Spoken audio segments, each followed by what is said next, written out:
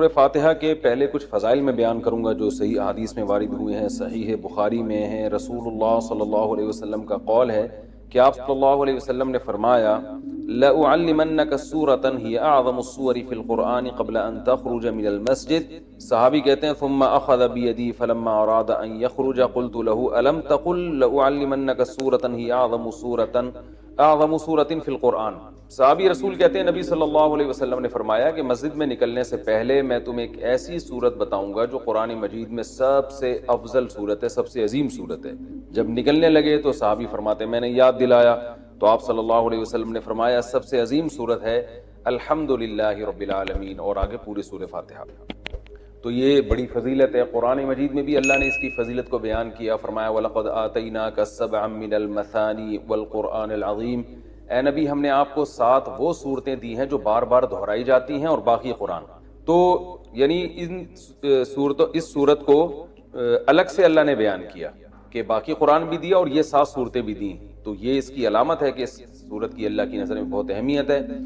اور اللہ نے اس کی صفت یہ بیان کی بار بار دہرائی جانے والی بار بار دہرائی جانے والی صورت، تو یہ بھی اس کی ایک فضیلت ہے کہ بار بار نمازوں میں دہرائی جاتی ہے۔ نماز میں قرآن کا کوئی بھی حصہ اتنا زیادہ نہیں پڑھا جاتا جتنی سورہ فاتحہ کو پڑھا جاتا ہے، تو بہت بڑی فضیلت ہے۔ اور آپ صلی اللہ علیہ وسلم نے فرمایا لم ينزل فی التوراۃ ولا فی الانجیل سورۃ مثل سورۃ الفاتحۃ ولا اعظم منها۔ آپ صلی اللہ علیہ وسلم نے فرمایا نہ اللہ نے تورات میں اس سے بہتر سورت نازل کی، نہ انجیل میں، اور نہ باقی قرآن میں اس سے بہتر سورت نازل کی۔ اور ایک اور حدیث میں آتا ہے کہ رسول اللہ صلی اللہ علیہ وسلم نے ارشاد فرمایا کہ اللہ تعالیٰ فرماتے ہیں قسمت الصلاۃ بینی و بین عبدی۔ اللہ تعالیٰ فرماتے ہیں میں نے اپنے اور بندے کے درمیان نماز کو ڈیوائیڈ کر دیا۔ تو یہاں نماز سے مراد فاتحہ ہے، یعنی اس کی اتنی اہمیت ہے کہ اللہ نے فاتحہ کو نماز سے تعبیر کی۔ فرمایا کہ جب کوئی بندہ نماز میں کھڑا ہو کر کہتا ہے الحمدللہ رب العالمین، تو اللہ تعالیٰ فرماتے ہیں حمیدنی عبدی، میرے بندے نے میری حمد و ثنا کی، یعنی فرشتوں سے فخر سے کہتے ہیں۔ اور جب وہ کہتا ہے کہ الرحمن الرحیم، بڑا مہربان نہایت رحم کرنے والا، تو اللہ فرشتوں سے کہتے ہیں اثنا علی عبدی، میرا بندہ زبان سے میری تعریف کر رہا ہے۔ اور جب وہ کہتا ہے مالک یوم الدین، تو اللہ تعالیٰ فرشتوں سے کہتے ہیں مجدنی عبدی، دیکھو میرا بندہ میری بزرگی بیان کر رہا ہے۔ اور جب انسان، یہ تو وہ ہے جو اللہ کا حصہ ہے، یعنی حدیث میں آتا ہے نا میں نے نماز کو اپنے اور بندے کے درمیان ڈیوائیڈ کیا، تو کچھ حصہ میرا ہے اور کچھ بندے کا ہے، تو یہ والا تو میرا ہو گیا، یہ میری تعریفیں کر رہا ہے۔ اور فرمایا کہ جب یہ کہتا ہے ایاک نعبد و ایاک نستعین، اے اللہ ہم تیری عبادت کرتے ہیں، تجھ سے مدد طلب کرتے ہیں، تو اللہ تعالیٰ فرماتے ہیں ھذا بینی و بین عبدی، کہ میرے اور بندے کے درمیان ایگریمنٹ ہے کہ یہ توحید پر قائم رہے گا۔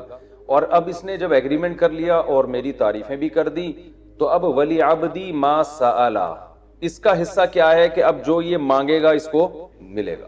تو اب یہ مانگے گا کیا، اللہ تعالیٰ ہم پہ چھوڑ دیتے، ہم الٹی سیدھی مانگنا شروع کر دیتے، تو اس لیے اللہ نے فرمایا کہ بڑی چیز مانگو خود، کیونکہ اللہ کی رحمت جوش میں ہے اور اللہ کو پتہ ہے کہ میں دعا قبول کروں گا، تو اس لیے اللہ نے اچھی دعا مانگنے کا ہمیں حکم دیا جو اہم تھی۔ اور حکم کیا دیا، اہدنا الصراط المستقیم، کہ اللہ تو ہمیں سیدھے راستے پر چلا، صراط الذین انعمت علیہم غیر المغضوب علیہم ولا الضالین۔ تو یہ اس طرح سے اللہ تعالیٰ نے فاتحہ کو 2 حصوں میں ڈیوائیڈ کیا ہے حدیث کے مطابق۔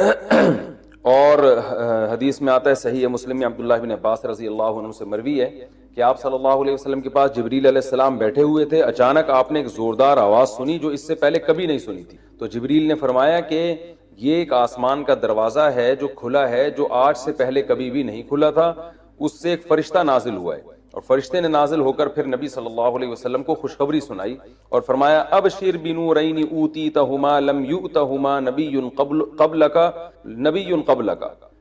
فاتحۃ الکتاب و خواتیم سورۃ البقرہ۔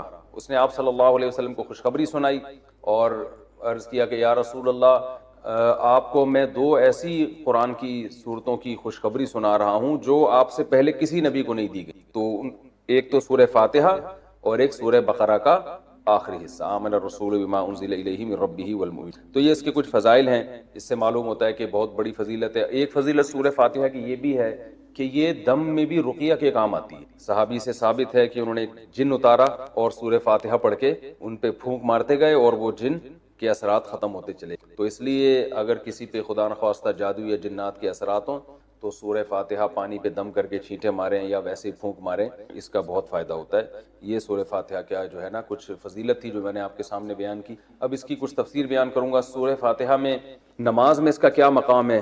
رسول اللہ صلی اللہ علیہ وسلم نے ارشاد فرمایا کہ من لم یقرأ بفاتحۃ الکتاب فلا صلاۃ لہ، بخاری کی حدیث ہے، جو شخص سورہ فاتحہ نہیں پڑھتا اس کی نماز نہیں ہوتی۔ تو اتنی بات تو بہرحال ثابت ہے کہ سورہ فاتحہ نماز کا ایک ضروری حصہ ہے۔ اب اس میں اختلاف ہے فقہا کا کہ امام اگر پڑھ لے تو سب کی طرف سے کافی ہوگی یا نہیں ہوگی۔ اس میں امام ابو حنیفہ رحمہ اللہ تعالیٰ کا جو قول ہے وہ یہ ہے کہ امام اگر پڑھ لے گا تو مقتدیوں پہ پڑھنا لازم نہیں ہے، بلکہ جائز ہی نہیں ہے، کیونکہ امام کی قرات مقتدیوں کے لیے کافی ہے۔ اور امام شافعی رحمہ اللہ تعالیٰ کی رائے یہ ہے کہ امام جب پڑھے گا سورہ فاتحہ تو مقتدی پر بھی واجب ہے، چاہے جہری نماز ہو یا سری نماز ہو۔ اور بعض ائمہ کے نزدیک سری نماز میں تو امام پڑھے گا، جہری میں نہیں پڑھے گا۔ تو سب کے اپنے دلائل ہیں۔ امام شافعی رحمہ اللہ تعالیٰ کی دلیل ہے یہی حدیث کہ جو شخص فاتحہ نہیں پڑھتا اس کی نماز نہیں ہوتی۔ وہ کہتے ہیں اس میں تو یہ نہیں ہے کہ امام اور مقتدی کا فرق نہیں کیا گیا، لہذا سب کے بارے میں ہے یہ۔ اور یہ جو آیت ہے قرآن مجید کی، اذا قرئ القرآن فاستمعوا لہ، جب قرآن کی تلاوت کی جائے تو خاموشی سے سنو، تو وہ کہتے ہیں یہ جو ہے یہ جمعے کے خطبے کے بارے میں ہے، یہ اس کے بارے میں نہیں ہے نماز کے بارے میں، کیونکہ اس کے بارے میں تو صحیح حدیث میں آتا ہے کہ جو ہے وہ جب قرات کی جائے تو خاموشی سے، یعنی حدیث میں آتا ہے کہ جو فاتحہ نہیں پڑھتا اس کی نماز نہیں ہوتی۔ اور بعض ائمہ اس طرف گئے ہیں کہ سری نمازوں میں تو پڑھی جائے گی، جہری میں نہیں۔ جہری میں کیوں نہیں پڑھی جائے گی؟ وہ کہتے ہیں قرآن کی آیت ہے، جب قرآن پڑھا جائے تو خاموشی سے سنو۔ اور سری میں اس لیے پڑھی جائے گی کہ یہاں قرآن زور سے پڑھا ہی نہیں جا رہا، تو خاموشی سے سننے کے بھی ہمیں حکم نہیں ہے، لہذا ہم جیسے چاہیں، یعنی ہم جو ہے وہ اسی حدیث پر عمل کریں گے جس میں آتا ہے جو فاتحہ نہیں پڑھتا اس کی نماز نہیں ہوتی۔ اور ایک حدیث میں یہ بھی ہے کہ صحابی نے پوچھا یا رسول اللہ ہم امام کے پیچھے ہوتے ہیں، تو آپ نے فرمایا اقرا فی نفسک، کہ اس کو دل میں پڑھو فاتحہ کو، اگر امام کے پیچھے بھی ہو۔ تو اس بیس پر بھی امام شافعی نے استدلال کیا کہ امام کے پیچھے بھی ہوں تو آپ کو فاتحہ پڑھنی چاہیے۔ جو امام حنیفہ کے دلائل ہیں وہ دوسری طرف ہیں، وہ پہلے تو قرآن کی آیت پیش کرتے ہیں کہ قرآن میں آتا ہے اذا قرئ القرآن فاستمعوا لہ وانصتوا، جب قرآن کی تلاوت کی جائے تو خاموشی سے سنو اور غور سے سنو اور خاموش رہو۔ تو وہ کہتے ہیں اس میں تو سورہ فاتحہ اور غیر فاتحہ دونوں داخل ہیں، لہذا جہری نمازوں میں تو سوال ہی پیدا نہیں ہوتا۔ باقی یہ جو حدیث ہے جس میں آتا ہے کہ صحابی نے کہا ہم امام کے پیچھے ہوتے ہیں، تو آپ نے فرمایا صرف فاتحہ سورہ فاتحہ پڑھ سکتے ہو، تو کہتے ہیں یہ خبر واحد ہے اور یہ قرآن کی مقابلہ نہیں کر سکتی۔ قرآن تو متواتر ہے، تو قرآن میں جب صاف لفظوں میں منع کیا جا رہا ہے، اور خاص طور پر بعض صحابہ سے مروی ہے کہ وہ قسم اٹھا کے کہتے تھے کہ یہ نماز کے بارے میں نازل ہوئی، تو ہم کہتے ہیں کہ نماز ہو یا جمعہ ہو سب کو شامل ہے۔ جب بھی قرآن سنانے کے لیے پڑھا جائے گا تو اس کا سننا واجب ہے۔ ایک ہوتا ہے کوئی اپنے طور پہ تلاوت کر رہا ہے، وہ تو اس کی مرضی ہے، اپنے طور پہ تلاوت کر رہا ہے، آپ سنیں نہ سنیں۔ ایک ہوتا ہے باقاعدہ کوئی محفل ہو جس میں سنایا جا رہا ہو، تو اس میں تو سننا بہرحال واجب ہے۔ تو سری نمازوں کے بارے میں امام حنیفہ کی جو حدیث ہے وہ بہقی کی حدیث ہے، من کان لہ امام فقراءۃ الامام لہ قراءۃ، حدیث میں آتا ہے جس شخص کا کوئی امام ہو تو امام کی قرات مقتدی کے لیے کافی ہے۔ اور ناصر الالبانی جو ہے نا علماء معاصرین میں سے، انہوں نے اس حدیث کو صحیح قرار دیا۔ تو دونوں طرف دلائل ہیں، اور یہ جو دلیل ہے کہ جو فاتحہ نہیں پڑھتا اس کی نماز نہیں ہوتی، تو صحیح مسلم کی حدیث میں آتا ہے کہ جو فاتحہ نہیں پڑھتا من لم یقرأ بفاتحۃ الکتاب فصاعدا، جو فاتحہ نہیں پڑھتا اور پلس سورت نہیں ملاتا اس کی نماز نہیں ہوتی۔ تو ہم کہتے ہیں پوری حدیث تو یوں کہ فاتحہ اور پلس سورت، تو جیسے سورت کے بارے میں آپ کہتے ہیں کہ جو امام کے پیچھے کھڑا ہے وہ سورت نہیں پڑھے گا، امام کی سورت اس کے لیے کافی ہو گئی، تو ایسے ہی فاتحہ کے بارے میں بھی ہے۔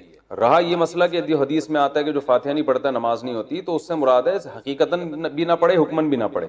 امام نے جب فاتحہ پڑھ لیا تو مقتدی پڑھنے والے ہی کہلائیں گے، کیونکہ حدیث میں خود آ گیا کہ جس کا امام ہے تو امام کی قرات مقتدی کے لیے کافی ہے، تو اس کا مطلب امام نے جب قرات کر لی مقتدی کی طرف سے وہ ہو گئی ہے، وہ مقتدی کو یوں ہی سمجھا جائے گا کہ وہ قرات کرنے والا ہے۔ تو یہ دلائل ہیں، دونوں طرف ہیں، اختلافی مسئلہ ہے، اس لیے جس بھی مجتہد کو فالو کریں، لیکن ایک کو فالو کریں، ایک فقہ کو فالو کرنا چاہیے۔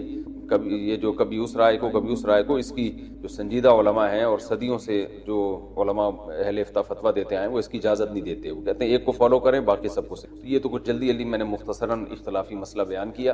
باقی سورہ فاتحہ کی تفسیر کیا ہے؟ نبی یہ قرآن مجید کی وہ سورت ہے جو سب سے پہلے جس کو رکھا گیا ہے، نازل تو پہلے نہیں ہوئی ہے لیکن رکھا سب سے پہلے گیا اس کو۔ اس کی وجہ یہ ہے کہ ہم جب بھی قرآن کی ابتدا کریں تو سورہ فاتحہ سے کریں۔ فاتحہ کا معنی ویسے بھی کھول دینے والا، کھول دینے والی، تو یہاں سے گویا ابتدا ہو رہی ہے، قرآن کھل رہا ہے یہاں سے۔ تو اس سورت میں اللہ تعالیٰ نے اس کو تمہید بنایا ہے، جیسے ہر کتاب سے پہلے کچھ ایک تمہید ہوتی ہے نا، انٹروڈکشن ہوتا ہے، تو گویا یہ ایک قسم کی تمہید ہے. تو اللہ نے اس میں سب سے پہلے اپنا تعارف کروایا کہ الحمد للہ رب العالمین، تمام تعریفیں اللہ کے لیے ہیں جو تمام جہانوں کا پالنے والا. یہ جو للہ میں لام ہے نا، اس کو تخصیص والا لام بھی کہتے ہیں. گاڑی اردو ہے، سمجھ میں نہ آئے تو کوئی ایسی بات نہیں ہے. یوں سمجھ لیں کہ اسلام کا مطلب ہے تمام تعریفیں صرف اللہ کے لیے. یہ صرف بھی یہاں لگا ہوا ہے، یعنی جتنی بھی تعریفیں ہیں، سخاوت ہے، جود و سخا ہے، بہادری ہے، یہ جو بھی کمالات سمجھے جاتے ہیں، علم والا ہے، رحمت والا ہے، تو تمام تعریفیں حقیقت میں صرف کس میں پائی جاتی ہیں؟ اللہ میں. اگر انسانوں میں کوئی تعریف ہے تو وہ اللہ کی دین سے ہے، اللہ کی عطا سے ہے، ورنہ حقیقت میں حقیقی تعریف کا مستحق تو صرف اللہ کی ذات ہے. تو اللہ نے اپنا تعارف کروایا رب العالمین، تمام جہانوں کا پالنے والا. اس لیے کہ جب تک آپ کے سامنے کتاب کے مؤلف کا انٹروڈکشن نہیں ہوگا، آپ کتاب کو ویلیو نہیں دو. اگر آپ کے سامنے کوئی بازار میں کتاب رکھی ہوئی ہے، آپ نے دیکھا مصنف کا نام ہی سمجھ میں نہیں آ رہا، پتہ چلا جی وسیم گولے گنڈے والے نے لکھی ہے کتاب، یہ کتاب لکھی ہے وسیم گولے گنڈے والے نے، تو آپ کوئی گولے گنڈے والا تو خرید لے گا اس کو، لیکن میرا خیال ہے کوئی بھی عام آدمی، کوئی سمجھدار آدمی نہیں خریدے گا. یار مجھے ذرا پانی تو پلاؤ، بہت سخت پیاس لگی. تو کوئی بھی پی سکتا ہے کہ دیکھو پیاس لگ رہی ہے نا، تو کوئی بھی خرید سکتا ہے اس کتاب کو، لیکن سمجھدار آدمی نہیں خریدے گا.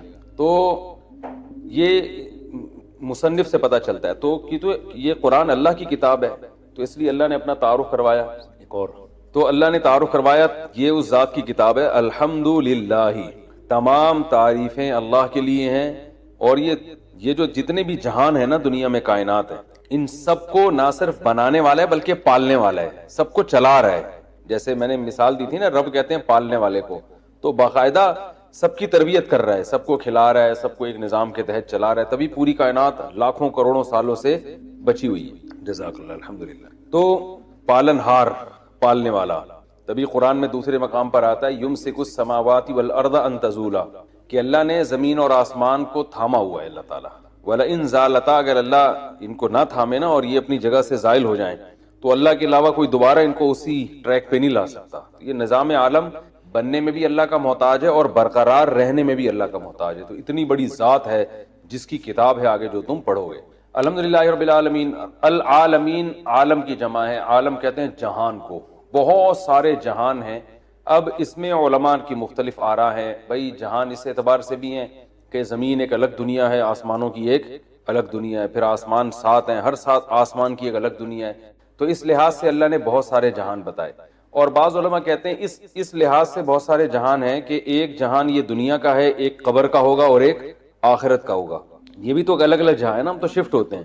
ہماری روح یہاں سے مادی زندگی سے برزخ میں جائے گی، برزخ سے پھر آگے دوبارہ حشر میں، پھر جنت ہے یا جہنم ہے. تو یہ سارے مختلف جہاں ہیں.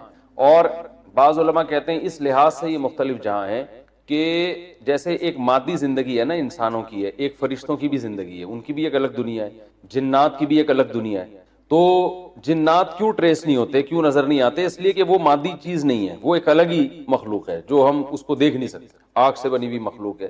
اور یہ جو فرشتے ہیں یہ روشنی سے بنی ہوئی مخلوق ہے. تو یہ بالکل ایک الگ جہاں ہے. تو اس لیے انسان کی جو ریسرچ ہے نا، جو مادی ذرائع ہیں تحقیق کے، اس میں یہ آتے ہی نہیں ہے. تو یہ الگ الگ جہان اللہ نے بنائے ہیں. فرشتوں کی الگ ہو سکتا ہے یہاں بہت سارے فرشتوں میں نظر نہیں آ رہے، یہاں ہزاروں جنات تو ہمیں نظر، اور شکر ہے کہ نظر نہیں آ رہے، کیونکہ ہمیں نظر آئیں تو پھر جنات کو ہم نظر نہیں آئیں گے، ہم یہاں سے شارٹ ہو جائیں گے. ٹھیک ہے نا. تو ہوتے ہیں جنات بھی گھوم رہے ہوتے ہیں دائیں بائیں، اور مجھے تو کئی دفعہ آپ کے بارے میں وہم ہوا. خیر اچھا، تو یہ بھی ایک الگ جہان ہے جنات کا. تو ایسے یعنی جس لحاظ سے بھی جتنے بھی جہان ہیں سب کو اکیلا پالنے والا کون ہے؟ اللہ ہے. تو اللہ بتا رہے ہیں یہ تو ایک جہاں نہیں اور بھی بہت سارے جہاں ہیں، ایک الگ دنیا ہے، کہکشاؤں کی ایک الگ دنیا ہے. تو رب العالمین الرحمن الرحیم. تو ابھی اللہ کا انٹروڈکشن چل رہا ہے. تو اللہ نے فرمایا کہ اس کی بہت ساری صفات ہیں، لیکن اس کی جو سب سے اہم ترین صفت ہے بڑا مہربان اور نہایت رحم کرنے والا. اس کی وہ جس کو میں نے الرحمن رحیم کے لفظ میں بہت ڈیٹیل سے میں بیان کر چکا ہوں کہ اللہ کی رحمت اللہ کے غصے پر غالب ہے. اور اللہ اصل میں تو رحم ہی کرتا ہے، سزا جب دیتا ہے کہ جب کوئی اس کی نافرمانی کرے. اور اس میں بھی بہت سارے آپشن اس نے معافی کے رکھے ہوئے. تو ایک بادشاہ ہوتا ہے نا، کچھ ظالم ہوتے ہیں کچھ رحم دل ہوتے ہیں. تو رحم دل معاف زیادہ کرتے ہیں اور اپنے رعایا کو نوازتے زیادہ ہیں اور سزا کم دیتے ہیں، لیکن ظالم جو ہیں وہ لوگ ان سے ڈرتے رہتے ہیں۔ تو اللہ تعالیٰ جو ہے رحم دل ذات ہے، لہذا وہ اپنے بندوں پر عطائیں زیادہ کرتا ہے اور ان کو سزا بھی دیتا ہے، مگر اتنی نہیں جتنی وہ مستحق ہیں، بہت سے گناہ معاف ہو جاتے ہیں۔ تو الرحمن الرحیم آگے فرمایا کہ مالک یوم الدین، روز جزا کا مالک۔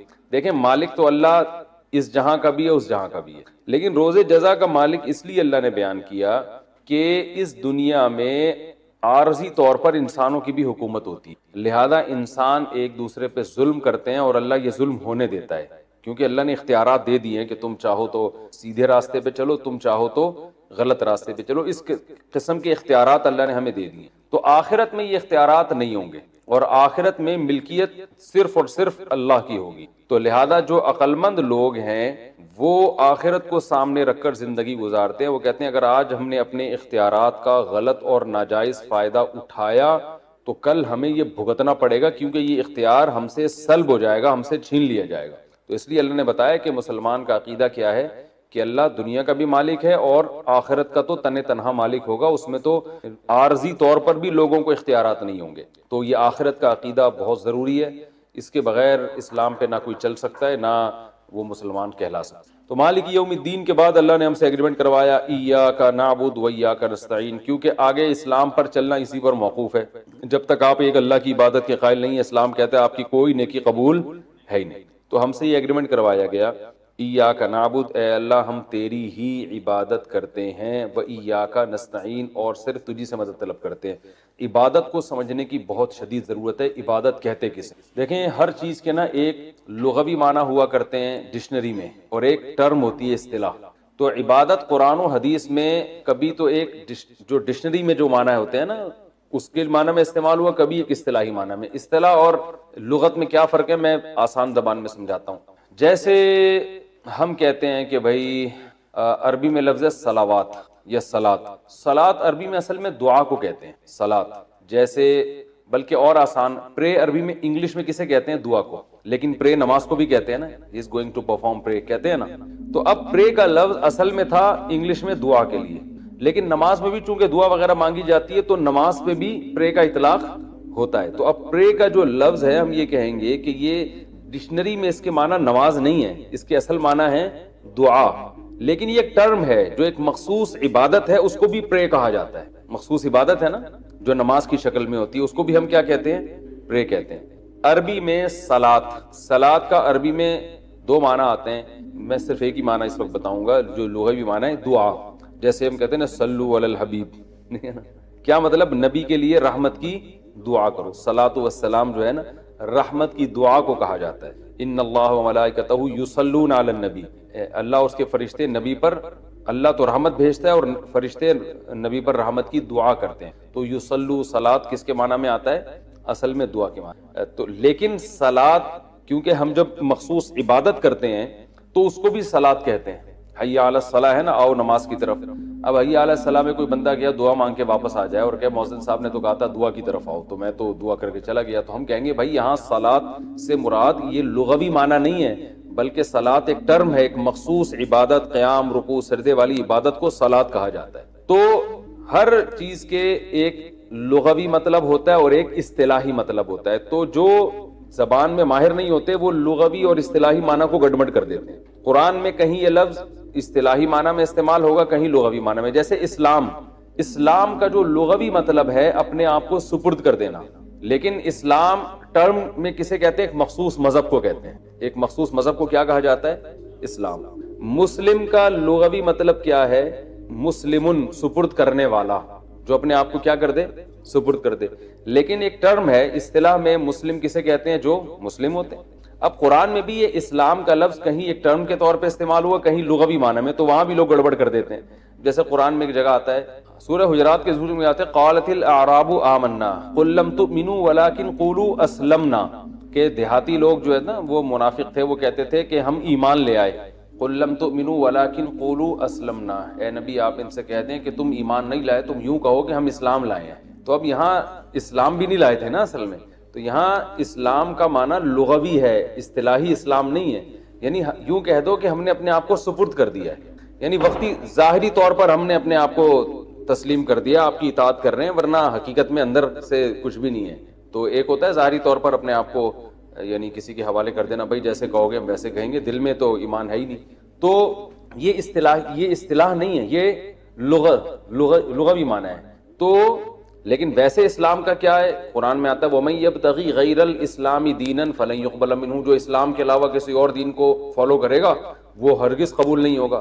ایک طرف اللہ کہہ رہے ہیں تم یہ کہو ہم اسلام لائے, تم ایمان تو لائے نہیں ہو. دوسری طرف اللہ کہہ رہے ہیں اسلام کے علاوہ کوئی دین قبول ہی نہیں ہے.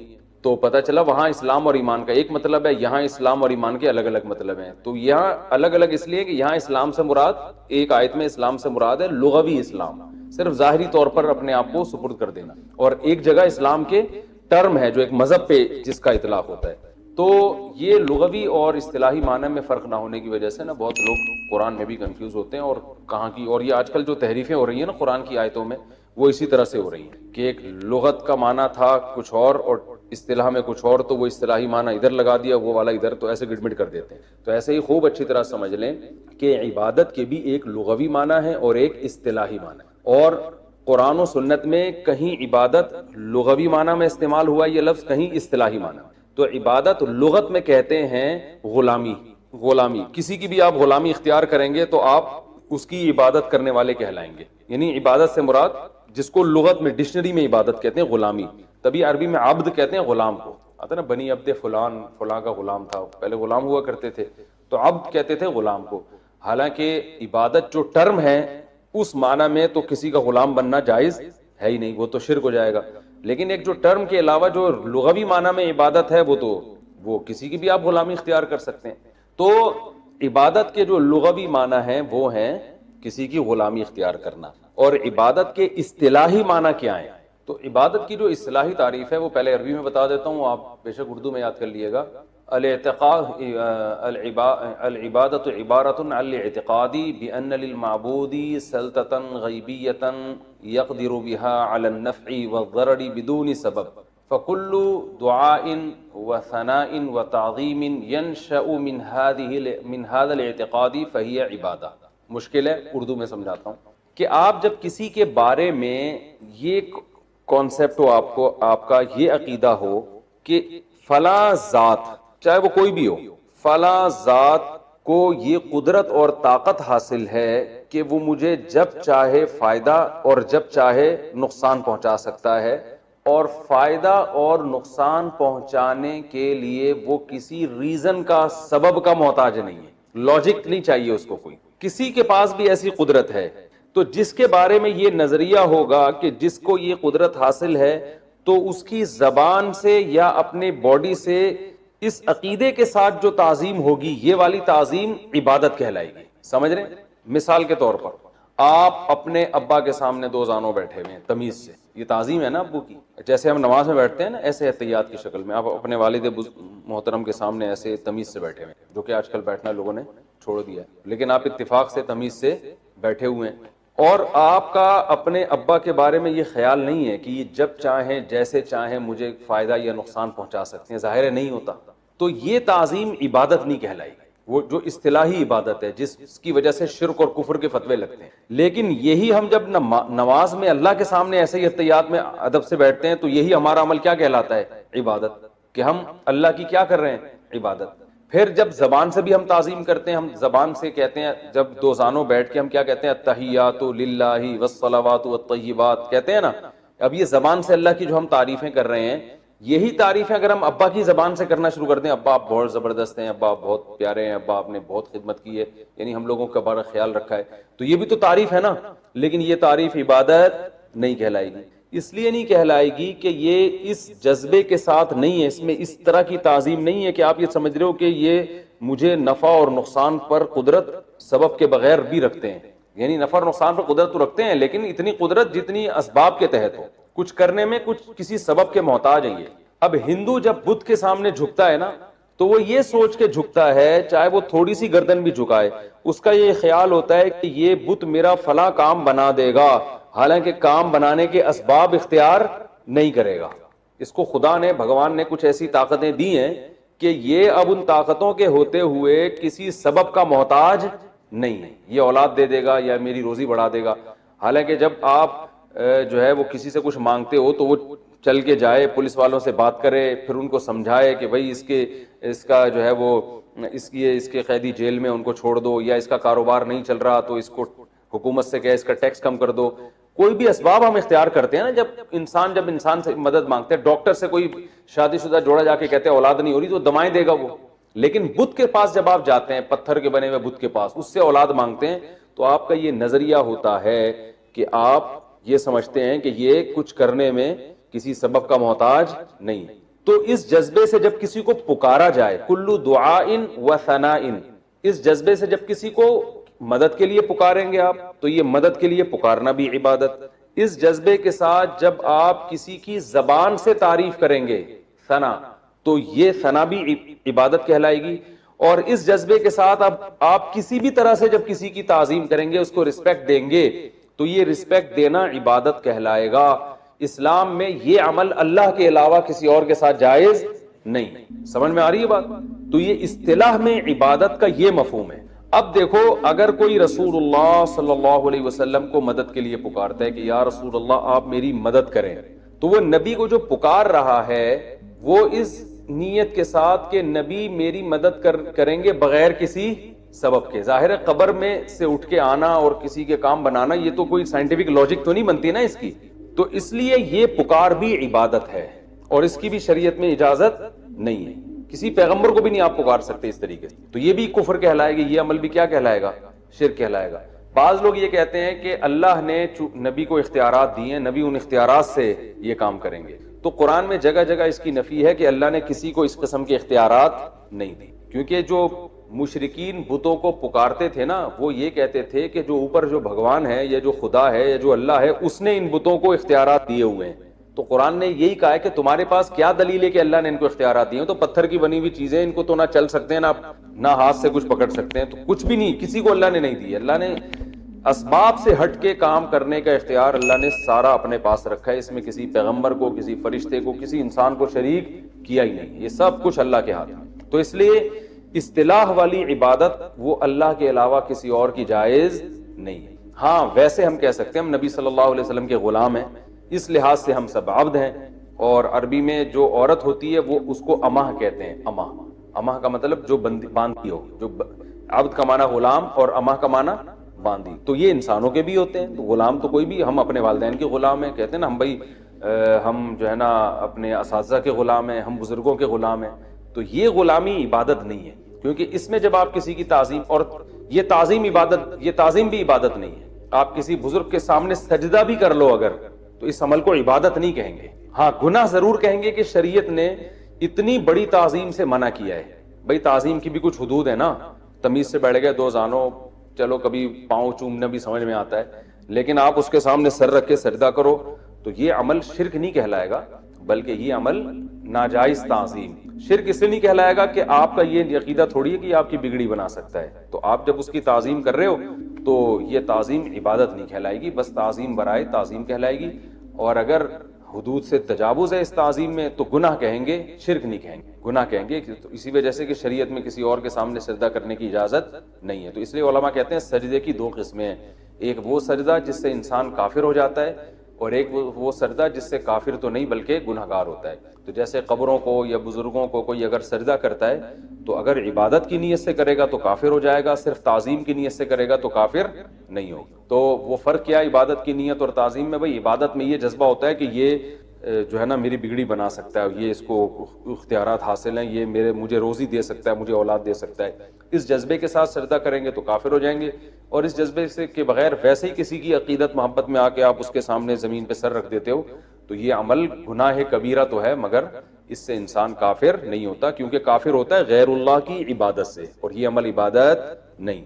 تو یہ عبادت خوب اچھی طرح سمجھ گئے نا عبادت کا مطلب کیا ہے. تو اب عبادت کے مختلف ارکان ہیں، مختلف اقسام ہیں کہ کون کون سی تعظیمیں ہیں جو لوگ کر رہے ہیں مختلف، وہ میں بتاتا ہوں. پہلے میں عبادت کا جو لغوی معنی ہے اس معنی میں بھی قرآن میں عبادت کا لفظ استعمال ہوا ہے. جیسے قرآن میں آتا ہے وَمَا خَلَقْتُ الْجِنَّ وَالْإِنسَ إِلَّا لِيَعْبُدُونَ، میں نے انسان اور جنات کو اس لیے بنایا تاکہ وہ میری غلامی کریں. تو یہاں عبادت سے اصطلاحی عبادت مراد نہیں ہے بلکہ کیا ہے؟ لغت میں غلامی.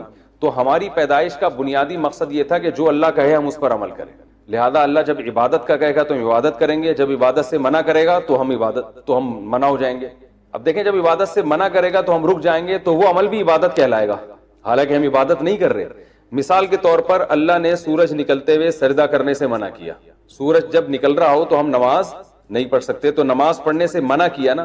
ہم جب نماز پڑھنے سے رک جاتے ہیں اللہ کے کہنے پر, تو یہ عمل کیا ہے, ہم عبادت سے رک گئے مگر ہم یہ اللہ کی غلامی میں کر رہے ہیں, تو یہ عمل بھی عین عبادت ہے. تو اب یہ کیسے ہو سکتا ہے کہ ایک کام عبادت ہو بھی اور نہیں بھی ہو؟ تو بھائی عبادت اصطلاحی لحاظ سے تو یہ عبادت نہیں ہے. اصطلاح میں جس کو عبادت کہتے ہیں نا, وہ عمل نہیں کر رہے, لیکن لغت میں جس کو عبادت کہتے ہیں غلامی, وہ کر رہے ہیں, کیونکہ ہم اللہ کی غلامی میں سجدے سے بچ رہے ہیں. نہیں آ رہی میرا خیال ہے بات سمجھ آ رہی. بھائی اصطلاح میں عبادت تو نماز کو, روزے کو, زکوٰۃ کو کہیں گے نا, جو صرف اللہ کی جاتی ہے. اصطلاح میں عبادت کہتے ہیں نماز, سجدہ, روزہ, یہ سب جو چیزیں ہیں یہ عبادت کہلاتی ہیں. لیکن لغت میں عبادت غلامی کو, کسی کی بھی اطاعت. تو قرآن میں اللہ نے فرمایا کہ میں نے انسان و جنات کو پیدا کیے میری عبادت کریں. کیا مطلب؟ میری فرما برداری کریں. تو اس میں نماز بھی آتی ہے, ماں باپ کا کہنا ماننا بھی آتا ہے, اور جناب اس میں شادی بیاہ بھی آتا ہے, ٹھیک ہے نا, اس میں ولیمے کا کھانا بھی آ رہا ہے, اور اس میں اپنی صحت بنانا بھی آتا ہے, یہ بھی عبادت ہے. بھائی اللہ نے حکم دیا صحت بناؤ, تو اس میں حلال چیزیں کھانا بھی آتا ہے, اللہ نے کہا کہ حلال چیزیں کھاؤ. تو یہ سب چیزیں عبادت کے مفہوم میں داخل ہیں. وہ عبادت جس کو لغت میں عبادت کہتے ہیں, لیکن ٹرم جو عبادت کی ہے وہ صرف نماز, وہ کھانا کھانے کو عبادت نہیں کہیں گے, بلکہ والدین کی خدمت کرنے کو بھی آپ عبادت نہیں کہہ سکتے, کیونکہ وہ ایک ٹرم ہے نا, ٹرم کہ کسی کی تعظیم, وہ تو صرف اللہ کی تعظیم ہوگی نا اس جذبے کے ساتھ. تو وہ عبادت نماز ہے, روزہ ہے, زکوٰۃ ہے, حج ہے, تسبیحات ہیں, اعتکاف ہے, اور یہ جہاد بھی اس میں داخل نہیں ہے اس عبادت میں. تو ایسے لوگوں کی کالز آتی ہیں کہ میں جب ان کو مشورہ دیتا ہوں تو کہتے ہیں ہم نے تو بڑی امیدیں لگا کے حضرت آپ کو فون کیا تھا, بہت امیدوں سے, آپ تو کہہ رہے ہیں کہ اس کا کوئی حل ہی نہیں ہے, یہ تو کیا مسئلہ ہو گیا. تو یہ بات خوب اچھی طرح سمجھ لیں کہ آج انشاءاللہ ایک ایسا نسخہ آپ کو بیان کرتا ہوں جو تمام مسائل کا حل ہے. وہ ٹیبلٹ کھائیں گے, وہ گولی کھائیں گے تو سارے مسئلے دنیا کے حل ہو جائیں گے. اور وہ قرآن و حدیث سے بھی ثابت ہے اور ہمارے بزرگوں سے بھی ثابت ہے. آج کل بزرگوں کو اتنا لوگوں نے بدنام کیا ہے کہ کسی بزرگ کا حوالہ دے دو بیان میں تو اس کو لوگ شخصیت پرستی پہ لے جاتے ہیں. ایسا نہیں ہے, بزرگوں کی باتیں قرآن و سنت ہی کی باتیں ہوتی ہیں. ہاں اگر کسی بزرگ کی کوئی بات قرآن و سنت کے خلاف ہے تو اس کو نہیں بیان کرنا چاہیے, اس کو رد کر دینا چاہیے. اب جن کے ہاں بزرگ ہوتے ہیں وہ تو حوالے دیں گے, جن کے بزرگ ہی نہیں ہوتے وہ پھر کہاں سے حوالے دیں گے. تو بعض لوگ ایسے جن کے ہاں بزرگ ہمارے ایک فرقے کے ایک بندہ تھا, کسی فرقے سے متعلق تھا, وہ ہمارے حضرت مفتی رشید احمد صاحب رحمہ اللہ سے ملنے آیا. حالانکہ اس کا مسلک وہ نہیں تھا جو ہمارے حضرت کا تھا, تو اس نے اپنا مسلک ہی چینج کر لیا حضرت کو دیکھ کے. حالانکہ حضرت تو یہ فرقہ واریت پہ باتیں کرتے ہی نہیں تھے. تو ہم نے ان سے پوچھا کہ آپ نے نہ کوئی اس کے خلاف دلیل سنی, نہ آپ نے اپنے مذہب کے خلاف کوئی بات سنی, آپ نے چینج کیسے کر لیا؟ انہوں نے کہا میں نے بزرگ پہلی دفعہ دیکھے ہیں. انہوں نے کہا میں جس فرقے سے بلونگ کرتا ہوں اس میں بزرگ شارٹ ہیں, بزرگ مجھے کوئی نظر ہی نہیں آیا. تو مسئلہ یہ ہے کہ یہ ہمارے بزرگوں نے بھی اس پہ بڑی تاکید کی, اور یہ قرآن و سنت سے ثابت ہے. یہ بات وہ یہ ہے کہ جو چیز آپ کے اختیار میں نہیں ہے, یعنی اسباب کی دنیا میں آپ اسے نہیں بدل سکتے, تو اس پہ صبر کے علاوہ آپ کے پاس کوئی آپشن نہیں ہے. ابا جو ہے نا, ابا کو دنیا میں کوئی بھی تبدیل, ابا کو ابا کا ابا تو کر سکتا ہے. دادا زندہ ہوتے تو دادا سے شکایت لگاتے, وہ آپ کے ابا کو ڈانٹتے, پھر ابا آگے سے سناتے تو آپ بھی ابا کو کہتے ابا آپ اپنے ابا کا احترام نہیں کر رہے تو ہم سے کیسے احترام کرواؤ اپنا. لیکن دادا تو دنیا سے چلے گئے, یا موجود ہے دادا مگر ان کا میٹر ابا سے بھی دو ہاتھ آگے ہیں. تو اب کیا کرو گے بھائی, سوائے صبر کے آپ کے پاس کوئی آپشن نہیں. بھڑکنے دو, چیخنے دو, چلانے دو. لوگ کہتے ہیں وہ ابا ایسی الٹی صلواتیں سناتے ہیں کہ بالکل ہی ہمارا میٹر شارٹ ہو جاتا ہے. بعض جگہ ایسا ہوتا ہے کہ بیٹا برداشت کر رہا ہے مگر بہو برداشت نہیں کر پاتی, وہ اپنے شوہر کو کہتی ہے کہ یہ کیا بت بن کے کھڑے ہوتے ہو ابا کے سامنے. یہ بات خوب یاد رکھو, ابا کا میٹر شارٹ ہو یا اماں کا شارٹ ہو, ہونے دو. اللہ نے ان کو بہت سارے حقوق دیے ہیں. انہوں نے جو آپ کو پال پوس کے جوان کر دیا, کھلا دیا, پلا دیا, اب ان کا حق ہے کہ ان کا میٹر شارٹ چلتا رہے. ٹھیک ہے, انہیں تو چاہیے کہ وہ ایسا نہ کریں, مگر یہ تو ان کے سوچنے کی چیز ہے نا. وہ نہیں سوچ رہے. تو مجھے لوگ کہتے ہیں میرے ابا کو سمجھائیں. میں کہتا ہوں آپ کے ابا کا میں ابا تھوڑی ہوں جو ان کو سمجھاؤں گا. میں آپ کے ابا کا اگر ابا ہوتا تو میں ان کو سمجھاتا. وہ کہتے نہیں آپ مفتی صاحب ہیں. میں نے کہا میں آپ کی نظر میں مفتی صاحب ہوں, آپ کے ابا کی نظر میں میرا وہ مجھ سے عقیدت نہیں کرتے. ہر آدمی ہر ایک سے تھوڑی عقیدت رکھتا ہے. آپ کو مجھ سے محبت ہے, ضروری تھوڑی آپ کے ابا کو بھی ہو. ہمارے حضرت ایک بڑی پیاری بات بتایا کرتے تھے کہ جب کوئی آپ کو ہدیہ دے نا, ہدیہ, تو یہ پوچھو یہ اپنے پیسوں سے ہے یا ابا کے پیسوں سے ہے.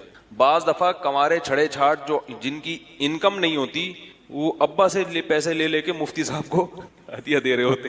تو فرمایا کہ ان کے ابا کو ضروری نہیں کہ آپ سے عقیدت ہو. پھر والدین کو یہ چیز کیا لگتی ہے, بری لگتی ہے کہ ہمارا بیٹا ہم سے پیسے لے کے فلاں کو دے رہا ہے, تو یہ غلط ہو جاتا ہے. تو یہ بات خوب اچھی طرح ذہن میں رکھ لیں کہ والدین نے آپ کو پال پوس کے بڑا کر دیا. اب اگر وہ الٹی سیدھی سنا رہے ہیں, محبت سے سمجھا دیں, کسی کو کہہ دیں کہ بھائی ابا کو بولو ابا تھوڑا سا ہاتھ ہلکا رکھیں, ہم سے برداشت نہیں ہوتا. اتنی کوشش کر لی اور اللہ سے دعا مانگ لی, پھر بھی ابا صحیح نہیں ہو رہے, تو پھر ابا کو صحیح کرنے کی فکر, بولو بھائی چھوڑ دیں. رہا یہ مسئلہ کہ یہ تو ماحول خراب ہو رہا ہے, تو ہونے دیں. جو چیز آپ کے اختیار میں نہیں ہے آپ اس کی فکر اگر کریں گے تو ٹینشن کے سوا کچھ بھی حاصل نہیں ہوگا. اور اپنے اختیارات سے بڑھ کر اگر کام کریں گے تو جتنی ٹینشن ابھی ہے اس سے زیادہ بڑی ٹینشن پیدا ہو جائے گی, اس سے زیادہ بڑی ٹینشن پیدا ہو جائے گی. آپ اپنے اختیار سے ہٹ کے اگر کام کریں گے. یہی وجہ ہے کہ بات کہاں سے کہاں نکل رہی ہے. یہ جو ابھی دنیا میں حالات خراب ہوئے ہیں نا, مسلمانوں کے حق میں بھی بہت حالات خراب ہوئے ہیں. اس میں یہ تو ٹھیک ہے کہ ظالم حکومتوں کا بہت بڑا کردار ہے, مگر بہت ساری جگہیں ایسی ہیں کہ جہاں عوام نے حکومت کو سدھارنے کے لیے وہ طریقہ اختیار کیا جس کا عوام کو اختیار نہیں تھا, اور لینے کے دینے پڑ گئے. ابھی شام کے حالات آپ کے سامنے ہیں. وہاں کی حکومت ظالم ہے, اس میں کوئی شبہ نہیں ہے, بدترین ظالم ہے. اللہ ان کو ہدایت ہے, ہدایت کے قابل نہیں ہے تو تباہ و برباد کرے, عبرت کا نشان بنائے جو ظلم وہ کر رہے ہیں. اور ائمہ حضرات کو چاہیے کہ کوشش کر کے قنوت نازلہ کا اہتمام کریں فجر کی نماز میں. جو شام کی حکومت ہے جس طرح سے ظلم کر رہی ہے اس کے خلاف بد دعا کرنا, تو بہرحال اتنی تو ہم میں طاقت ہے نا کہ بد دعا کر سکتے ہیں. پہلے تو کوشش کریں اللہ ہدایت نہیں ہے تو اللہ ان کو تباہ و برباد کرے. لیکن یہ ہو رہا کیوں ہے, ظالم کو موقع کس نے دیا؟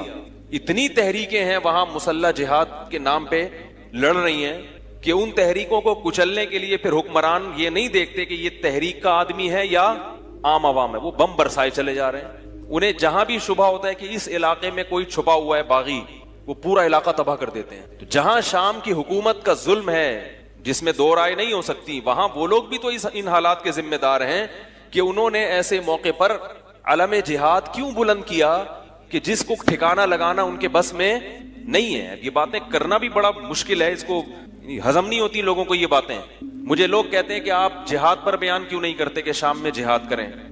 کون سی تنظیم کے ساتھ جائے گا انسان, کس اتنی تنظیمیں ہیں وہاں پہ, اور اتنا آپس میں اختلاف ہے کہ بڑے بڑے علماء پریشان ہیں کہ ان میں صحیح کون ہے اور غلط کون ہے.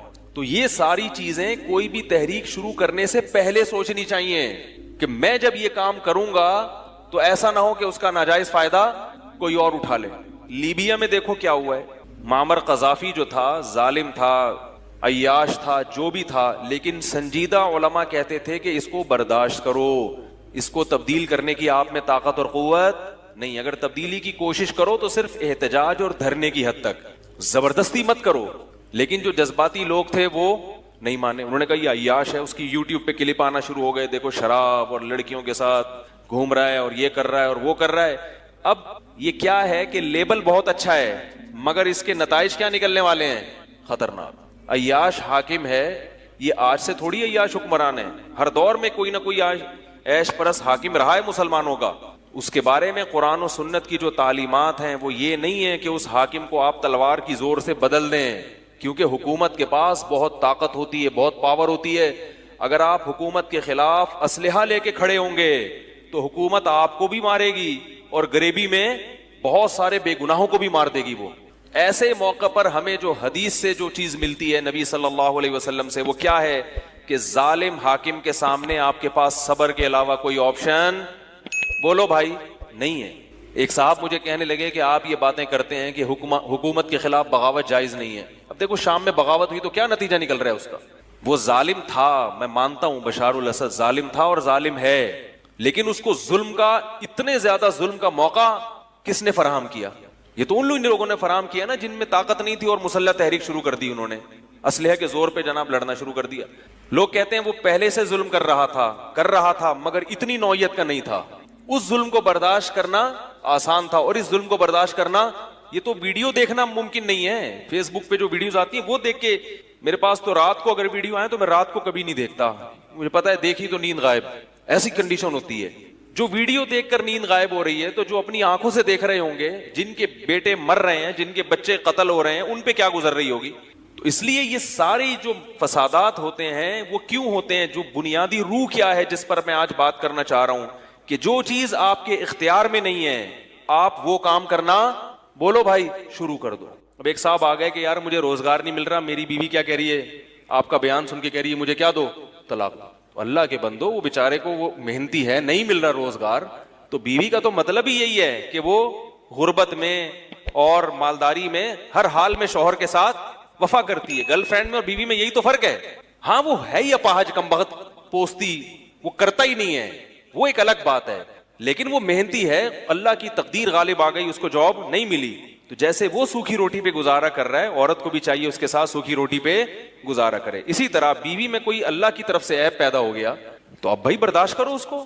وفا کا تقاضا ہے کہ وہ تو اگر وہ عیب پیدا نہ ہوتا تو وہ آپ کے ساتھ رہتی نا، اور آپ میں اگر عیب پیدا ہو جاتا تو بھی رہتی، اب اس میں عیب پیدا ہو گیا تو صبر کرو، برداشت کرو۔ کتنے لوگ ہیں بیوی کو فالج ہو گیا، 20 سال اس فالج زدہ عورت کے ساتھ گزارا کیا انہوں نے۔ تو میں نے جو یہ بیان کیا تھا اس کا یہ مطلب نہیں تھا جو بعض لوگ اس کا غلط مطلب لے رہے ہیں۔ شوہر بیچارہ بے روزگار ہو گیا، اپنی حماقتوں سے نہیں، ویسے ہی ہو گیا قدرت کی طرف سے، تو نیک شریف عورت کیا کرتی؟ اپنے شوہر کے ساتھ صبر کرتی، وہ وفا کرتی ہے۔ اسی طرح عورت میں کوئی ایسی من جانب اللہ کوئی عیب پیدا ہو گیا تو شریف آدمی اپنی بیوی کے ساتھ گزارا کرتا ہے، اس کو طلاق نہیں دیتا، صبر کرتا ہے۔ ہاں جان بوجھ کر کوئی گڑبڑ کر رہا ہو تو اس کے حکام ایک الگ ہیں۔ تو میں یہ بات عرض کر رہا تھا کہ آپ صلی اللہ علیہ وسلم نے فرمایا کہ جاؤ کیا لے کر آؤ، 1 درہم سے اپنے گھر والوں کے لیے کھانا اور 1 درہم سے کلہاڑی لے کر آؤ۔ کلہاڑی، اب یہ بھی نہیں آپ نے فرمایا کہ جاؤ کلہاڑی لے کے وہیں سے جنگل میں لے کر آؤ، حوصلہ افزائی کر رہے ہیں، لاؤ میرے پاس لاؤ۔ وہ لے کر آئے، آپ صلی اللہ علیہ وسلم نے اس میں دستے مبارک کو اپنے ہاتھ سے ڈالا اس میں، اور وہ کلہاڑی ان صحابی کے حوالے کی، فرمایا جاؤ لکڑیاں، جنگل سے لکڑیاں کاٹو اور ان کو بیچو۔ وہ صحابی 10-15 دن کے بعد آئے اور کہا کہ یا رسول اللہ میں لکڑیاں کاٹ کے بیچتا رہا اور ظاہر ہے کچھ سے کھانا بھی خریدتا رہا اور کچھ کو بچت بھی کرتا رہا، میرے پاس 15 درہم اکٹھے ہو گئے ہیں۔ درہم بڑی ویلیو والی چیز تھی اس زمانے میں، ایک برتن 2 درہم کا فروخت ہوا تو 15 درہم سے 15 دنوں میں وہ کتنے برتن خرید سکتے تھے؟ اس جیسے 7 برتن خرید سکتے تھے، اور 7 برتن کو مارکیٹ میں فروخت کر کے 15 دونی 30 درہم بنا سکتے ہیں اسی وقت۔ کیا سمجھائیں یار؟ تو میرے بھائی غریب کے ساتھ تعاون کا یہی انداز ہونا چاہیے۔ ہاں جو ہر آدمی پر یہ اپلائی نہیں ہوتا، بعض ایسے ہوتے ہیں جو نہیں کر سکتے، وہ پھر ایک الگ بات ہے، یا کوئی مجبوری ایسی آ گئی کہ وہ روزگار سے بھی ان کا وہ مسئلہ حل نہیں ہوگا، ایک الگ بات ہے۔ لیکن عام طور طریقہ کیا ہونا چاہیے کہ آپ اس کو کہیں کہ بھائی میں تمہیں رکشا خرید کے دے دیتا ہوں، ٹھیک ہے نا؟ رکشے کے پیسے اگر آپ کے پاس نہیں ہے تو آپ اسے کہ میں قسطوں پہ تمہیں خرید کے دے دیتا ہوں، ہر مہینے صدقے کی رقم نکالتا ہوں، تو میں رکشا اٹھا لو مارکیٹ سے اور رکشا لے کر چلتے ہوئے بازار میں نظر آؤ، اس سے کماؤ، اپنا پروفٹ نکالو اور رکشے کی قسط مجھے دے دو تاکہ میں وہ قسط وقت پہ جمع کرا دوں۔ جو کیش اماؤنٹ چاہیے وہ میں تمہیں دے رہا ہوں، وہ تمہارے پاس نہیں۔ تو ہاتھ پاؤں ہلوائیں غریبوں کے، بھائی کیا کرنا ہے؟ اپاہج آدمی اللہ کو پسند نہیں ہے، اور اپاہج بنانے والے لوگ بھی اللہ کو پسند نہیں ہے۔ تو اس طرح سے یہ جو ٹرسٹ نے اگر کام کریں تو پھر تو ان ٹرسٹوں پہ ٹرسٹ کیا جا سکتا ہے، ورنہ اللہ کے بندو اپنا پیسہ خام خواہ ضائع مت کرو، اڑاؤ نہیں پیسہ۔ اور صدقے کے بکرے پہ تو میرے ویسے ہی بیانات ہو چکے ہیں بہت سارے، تو بات کہاں سے چلی تھی کہاں چلی گئی۔ تو میں یہ کر رہا تھا کہ جو چیز اپنے اختیار میں نہ ہو اس کو تبدیل کرنے کی کوشش نہیں کرنی چاہیے، اس پہ صبر کرنا چاہیے۔ اب ابا ہیں، اماں ہیں، اماں کو کون سیدھا کر سکتا ہے بھائی؟ وہ اماں ہے تو اس نے تمہیں جنا ہے، وہ کہیں گی، ایک آدمی اپنی اماں کو سمجھا رہا تھا اماں ایسے نہیں، اماں ایسے کیا کرو، تو اماں نے کہا میں نے تجھے جنا ہے یا تو نے مجھے جنا ہے؟ میں بیٹھا ہوا تھا وہاں پہ، میں نے تجھے پیدا کیا، تو نے مجھے پیدا کیا جو مجھے سمجھا رہا ہے بیٹھے۔ تو امائیں کہاں سمجھتی ہیں بھائی؟ اماں بھی نہیں سمجھے گی, ابا بھی نہیں سمجھیں گے. اور اگر میری یہ باتیں ابھی سمجھ میں نہیں آ رہی تو جب آپ ابا بن جاؤ گے نا پھر آئیں گی سمجھ میں. پھر آپ کے بچے آپ کو سمجھائیں گے تو آپ کہو گی کیسا پاگل ہے مجھے سمجھا رہا ہے, یہ کیسا پاگل ہے مجھے سمجھا رہا ہے. اسی طرح ایک بہت اہم بات اور بتا رہا ہوں, یہ بھی بہت مشکل سے بتا رہا ہوں, مجھے پتا ہے اس پہ نیگیٹو کمنٹس بہت آئیں گے. دیکھو باپ اگر ذمہ دار ہے, سمجھدار ہے, اس نے ساری زندگی آپ کو کھلایا پلایا, تو جب آپ بیرون ملک جاتے ہو تو گھر کا خرچہ ابا کے نام سے بھیجا کرو. ابا سے کہو کہ ابا یہ میں پیسے بھیج رہا ہوں, یہ پیسے آپ میری اماں پہ بھی خرچ کریں اور میرے دیگر بہن بھائیوں پہ بھی خرچ کریں. بعض لوگ کیا کرتے ہیں کہ پیسہ اماں کو بھیجنا شروع کر دیتے ہیں, اس سے باپ کے جذبات کو بہت ٹھیس پہنچتی ہے کہ میں نے ساری زندگی کھلایا پلایا, اب میرا بیٹا مجھے دینے کے بجائے کس کو دے رہا ہے, ماں کو دے رہا ہے. یہ یعنی یہ وہی سمجھ سکتا ہے جس پہ گزرتی ہے, کیونکہ سربراہ کا عنصر اللہ نے جب مرد میں رکھا ہے نا تو مرد چاہتا ہے کہ خرچہ کس کے ہاتھ سے ہو, میرے ہاتھ سے. ساری زندگی کھلایا, اب وہ ماتحت بن کے کھانا شروع کر دے گا تو وہ پھر بہت غصہ ہوتا ہے اس کو, کیونکہ باپ نے آپ پہ جتنا خرچ کیا ہے نا ساری زندگی اس کو آپ کیلکولیٹ کر ہی نہیں سکتے. ماں نے آپ کی جسمانی خدمت کی ہے تو ماں کو جسمانی خدمت بہت زیادہ دو. سمجھ میں نہیں آ رہی بات؟ تو لوگ کیا کرتے ہیں کہ جب کہیں اچھی ارننگ شروع ہو گئی تو وہ کیا کہ اماں کو پیسہ بھیجنا شروع کر دیتے ہیں. تو جو اماں کے پیسے ہیں نا وہ بھی ابا ہی کو دو. نہیں آ رہی بات؟ مثال کے طور پر آپ ہر مہینے 20,000 روپے یا 40,000 روپے گھر میں خرچہ بھیج رہے ہیں. 20,000 ایک تو طریقہ یہ کہ 40,000 آپ امی کے نام سے بھیجیں اور ابا سے کہیں امی سے لے لینا. ابا تو پھر میٹر تو ابا کا شارٹ ہوگا. یہ فطری چیز ہے, اس کا کوئی لا نہیں ہے, قانون. اگر آپ دلائل کی دنیا میں سمجھانا چاہوں گا, نہیں, دلائل میں عاجز آ جائیں گے. کچھ چیزیں ایسی ہوتی ہیں جو دلائل سے سمجھ میں نہیں آتی, وہ انسان کی نیچر ہے, فطرت ہے. آپ کسی کو اس کی نیچر کے خلاف چلائیں گے وہ نہیں چلے گا, مسئلہ خراب ہوگا یہاں سے. اب چونکہ ساری زندگی شوہر بیوی کو کما کے کھلاتا ہے, ساری زندگی گیس بجلی کے بل وہ بھر رہا ہے, بچوں کی اسکول کی فیسیں وہ بھر رہا ہے, آپ کی تعلیم پہ اس نے خرچہ کیا. اب آپ جب اپنے پاؤں پہ کھڑے ہوئے تو آپ کمائی کس کو بھیج رہے ہیں, ماں کو ساری کمائی بھیج رہے ہیں. تو پھر ابا کا میٹر کیا ہوتا ہے, شارٹ ہوتا ہے. وہ ہوگا شارٹ. ایک طریقہ تو یہ کہ سارے پیسے کس کو دے دیا آپ نے, اماں کو دے دیے. دوسرا طریقہ یہ کہ آدھے پیسے اماں کو دیے, آدھے پیسے ابا کو دیے. یہ بھی میری نظر میں ٹھیک نہیں ہے, یہ بھی میری نظر میں ٹھیک نہیں ہے. آپ پورے پیسے کس کو دیں, 40,000 ابا کو دیں, اور ابا سے کہیں کہ ابا جیسے آج تک آپ میری اماں کو کھلاتے رہے ہیں نا, اب بھی آپ اپنی ذمہ داری پہ, بلکہ یہ کہنے کی ضرورت ہی نہیں ہے. کیسے سمجھائیں بھائی, ابا جیسے آپ گھر کا خرچہ چلا رہے تھے پہلے اب بھی چلائیں. مائیں کہیں گی کہ نہیں تمہارے ابا تو مجھے کچھ دیتے ہی نہیں ہیں. تو اماں اب تک جس ابا نے دیا ہے, ہمیں پڑھا لکھا کے یہاں تک کر دیا کہ آج ہم سعودیہ چلے گئے, کینیڈا چلے گئے, تو آپ پہ بھی تو خرچ کر ہی رہا ہوگا نا. ایسا نہیں ہو سکتا. باپ کو بہت ٹھیس پہنچتی ہے اس سے. لوگ مجھے کہتے ہیں آپ خواتین کے حقوق پہ بیان نہیں کرتے, میں ان حقوق پہ بیان کرتا ہوں جو ہیں. ہاں ابا اگر ایسے کنجوس ہیں, اللہ نہ کرے, کہ وہ آپ کی اماں کا خیال کر ہی نہیں رہے, ایسے بھی ابا مارکیٹ میں وافر مقدار میں لالچی, یا لوگ پہلے نہیں ہوتے تھے ایسے ابا. ابا تو ابا ہوتا ہے یار, ابا کو تو کھلا کے جو مزہ آتا ہے وہ کسی اور کام میں نہیں آتا. مرد کو تو مرد کہتے اس لیے کہ اس کو کھانے میں اتنا مزہ نہیں آتا جتنا کھلانے میں آتا ہے. لیکن میں نے جمعے کے بیان میں کیا تھا نا, مرد مارکیٹ سے کیا ہوتے جا رہے ہیں, شارٹ ہو رہے ہیں. وہ خاتون کا میں نے بتایا تھا نا, کہہ رہی ہیں بندے. میں نے کہا بندے نہیں ہیں, یہ وسیم بھائی ہیں, سلیم بھائی ہیں, کلیم بھائی ہیں, بندے نہیں ہیں. بندے کیا ہیں؟ تو مرد کی یہ فطرت ہے کہ وہ کھلا کے کیا ہوتا ہے, خوش ہوتا ہے. تو اگر ابا اس قسم کے ہیں کہ وہ ہاتھ ان کا بہت تنگ ہے اور اماں پہ آپ کو پتا ہے کہ وہ خرچ نہیں کریں گے, پھر مجبوری میں چپکے سے اماں کو لفافے بولو بھائی پکڑا دیا. جس گھر میں اس قسم کے ابا پائے جائیں, اگر ابا سخی ہیں تو ابا کو ہی دو سارا, بولا اماں کو. ہاں ہدیہ دینا امی کو, ماں کو گفٹ دے دینا, وہ تو الگ چیز ہے, یہ بھی اماں ہی کو دے رہے ہیں, مگر واسطہ کس کو بنا رہے ہیں, بولو نا بھائی, دینا اماں ہی کو ہے, لیکن کس کے ذریعے سے. دیکھو اس کی ایک مثال دیتا ہوں تو بات سمجھ میں آئے گی. ہمارے ایک رشتے دار تھے, جب اپنے وہ شپ پہ تھے, ابھی بھی ہیں, وہ جب گھر جاتے پیسہ کما کے جاتے, اب جب گھر آتے تو کیا ہے کہ بھائی سب بہنوں پہ بھی خرچ کرنا ہے, بھائیوں پہ بھی دینا, سب انتظار میں ہوتا ہے نا, ہمارا بھائی آیا, بھائی باہر سے امریکہ سے آیا, کچھ لے کر آیا ہوگا, تو سب کی نیتیں ہوتی ہیں, اور یہ چلتا ہے اتنا مارکیٹ میں, بہن بھائی کا رشتہ ہے. تو وہ خود نہیں دیتے تھے, وہ اپنے ابا کو کہتے تھے یہ پیسے آپ میرے بہن بھائیوں میں بانٹ دیں, تاکہ نام کس کا اونچا رہے, باپ کا نام. لگے یہ کہ باپ دے رہا ہے, بھائی نہیں دے رہا. جب تک باپ زندہ ہے تو میری کیا اوقات ہے بھائی. تو باپ ایسے دے رہے ہوتے جیسے باپ کا مال ہے یہ, ایسے دے رہے ہوتے جیسے, حالانکہ ابا تو بے روزگار تھے, کچھ بھی نہیں کرتے تھے, لیکن وہ اپنے باپ کو عزت دے رہے ہیں کہ یار میں جو یہاں تک پہنچا یہ کس نے خرچ کیا ہے, کس نے ٹھکانہ دیا؟ یہ باپ نے ٹھکانہ دیا. تو اب میرے بہن بھائیوں پہ بھی خرچ ہوگا تو نام کس کا استعمال ہوگا؟ باپ کا. رہا یہ مسئلہ کہ بھئی میرا تو نام نہیں آ رہا, کیا کرنا ہے نام کا یار؟ باپ کو ابھی عزت دے دو. جب تک گھر میں باپ موجود ہے تو باپ بننے کی کوشش کیوں کر رہے ہو؟ ایک گھر میں دو باپ اچھے لگتے ہیں؟ ایک گھر میں جیسے دو سربراہ اچھے نہیں لگتے, جو وزیر اعظم ایک گورنمنٹ میں, ایک حکومت میں دو صدر اچھے نہیں لگتے, چیف آف آرمی اسٹاف ایک ہی ہوتا ہے, تو باپ بھی گھر میں ایک ہی ہوتا. سمجھ رہے ہو کہ نہیں سمجھ رہے؟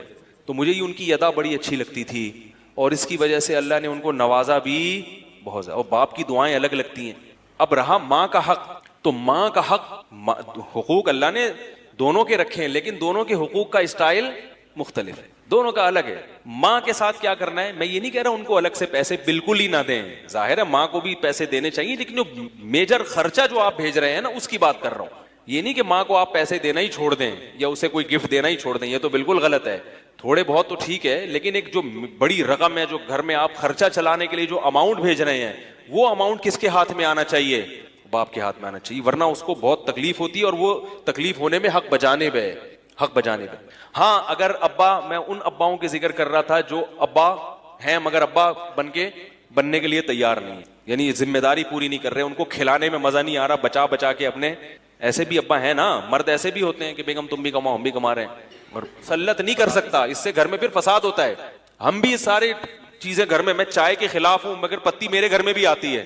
کتنے بیانات کرتا ہوں چائے کے خلاف, گھر والے بھی سنتے ہیں بیانات, مگر میں نے پتی پر پابندی نہیں لگائی ہے. سمجھا دیا بھائی گھر والوں کو, بھائی نہیں پیو, نقصان دہ, کیلشیم بھی ختم ہوتا ہے, پیشاب زیادہ آتا ہے, پانی جسم کا ختم ہوتا ہے, بلڈ پریشر ہائی ہوتا ہے, اتنے نقصانات ہے. سمجھا دیا, نہیں سمجھ میں آ رہا, پینا ہے پی لو بھائی, کیا کریں, ساری دنیا پی رہی ہے. اب اگر ہم اتنی چیزوں پہ, کیونکہ حلال و حرام پر عمل کروا لیں, یہ بڑی بات ہے. بھائی گناہ چھوڑ دیے گھر والوں نے, پردہ کر لیا, ٹی وی نہیں دیکھا جاتا ہمارے گھر میں الحمدللہ, فلمیں ڈرامے نہیں دیکھے جاتے, یہ بہت بڑی اللہ کی نعمت ہے. اللہ تیرا بڑا شکر ہے. نمازیں پڑھ رہے ہیں سب گھر والے الحمدللہ, نمازیں قضا نہیں کرتے, اللہ کا بہت بڑا فضل. تھوڑا بہت سٹا لگا لیا چائے کا, چلتا ہے بھائی. تو اپنی ذات کی حد تک تو انسان کو سخت ہونا چاہیے, دوسرے کے معاملے میں نرم ہونا چاہیے, سمجھائیں. مگر یہ کوئی ایسی چیز نہیں ہے کہ اس پہ آپ ڈنڈا لے کے, کیونکہ میرے بیانات ایسے ہوئے, لوگوں نے برگر پہ پابندی لگا دی. مفتی صاحب نے کہا برگر کھاؤ گے تو برگر کی طرح گول ہو جاؤ گے. وہ مثال دے رہے تھے کہ یہ سر رکھا ہوا ہے بغیر گردن کے, ایسے ہو جاؤ گے. غلط چیز غلطی ہوتی ہے. بس اب گھر میں بیگم بول رہی ہے یار میں کدھر شادی ہو کے آ گئی. چاہیے تو اس کو کہ اس بات پر عمل کرے, لیکن نہیں عمل کر رہی تو بھائی وہ چائے پینے سے اتنا بی پی ہائی نہیں ہوگا, لیکن اس قسم کی نصیحتوں سے بلڈ پریشر ایک دم ٹینشن والا ماحول ہو. ٹینشن گھر میں پیدا نہیں کرو, محبت سے, امن شانتی کا. بیگم بہت اچھا بیان تھا مولوی صاحب کا, چھوڑ دو یار, میں بھی چھوڑتا ہوں, تم بھی چھوڑتے ہیں, نہیں چھوڑ رہی, پی لے بھائی تو. ہم بھی یہ سمجھاتے رہتے ہیں. بچوں کی چاکلیٹوں پہ میں اتنا گھر میں لڑتا ہوں, نہیں کھلاؤ چاکلیٹیں, نہیں کھلاؤ پاپڑ, پھر بھی بچے کنی کترا کے جا رہے ہوتے ہیں پاپڑ لے کے. پاپڑ کے خلاف ادھر بیان ہوا, باہر نکلا تو ہمارا بچہ پاپڑ کھا رہا ہوتا ہے بیٹھ کے. تو اب کیا کرے آدمی, بھائی سب بچے کھا رہے ہیں, سمجھا کے تھک گئے, اب وہ نکل جاتے ہیں پتلی گلی سے. تو بس کوشش کر رہے ہیں, نہیں ہو رہی تو ٹھیک ہے, گناہ سے بچ جائیں, پھر بھی کوشش کریں صحت کی چیزیں گھر میں آئیں, سمجھاتے رہیں, سمجھ جائے ٹھیک ہے. پھر یہ بھی چیز آپ کے اختیار میں نہیں ہے. اب گھر کا ماحول خراب نہ کریں, چھوٹی ماحول خراب لڑنے کے لیے, اور بہت بڑی بڑی چیزیں, نماز پہ پھڈے بازی کرو, ٹھیک ہے نا. بیگم صاحبہ جناب وہ صبح سے شام موبائل پہ گپیں لگاتی رہتی ہیں, کان خراب ہو رہے ہیں, اور گھر میں ٹائم ہی نہیں دے رہی ہیں, آپ کی خدمت ہی نہیں کر رہی. بڑی بڑی چیزوں میں خدمت, تو چھوٹی خدمت کے معاملے میں یہ جو خواتین مجھ پہ الزام لگاتی ہیں ان کے حقوق پر میں بات نہیں کرتا.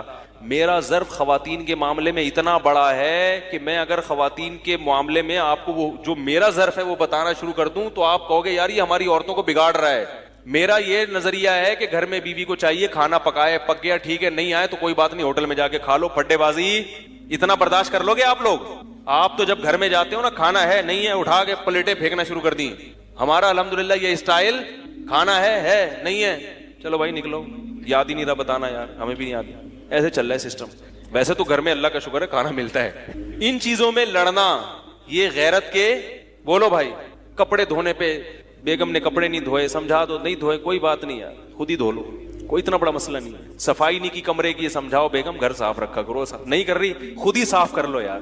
تو یہ ان چیزوں میں, ہاں جو چیزیں آپ کی فیملی سسٹم کو تباہ کر دیں گی ان میں ہم خواتین کو پھر انوالو ہونے نہیں دیتے. ہم کہتے ہیں یہ ایسا نہیں ہے, بڑی بڑی چیزوں میں اطاعت کس کی ہوگی, کمائی نہیں, جاب نہیں کرنے دیں گے خواتین کو, جاب کا اتنی آزادی دے دی کہ جاب کریں, تو اس میں عورت ہی کا نقصان ہے. مرد اپاہج ہو رہے ہیں خواتین کی جاب کی وجہ سے, مردوں کو عورت کی کمائی ان کے منہ کو لگ رہی ہے, باہر کا ماحول خراب ہو رہا ہے, بے حیائی پھیل رہی ہے.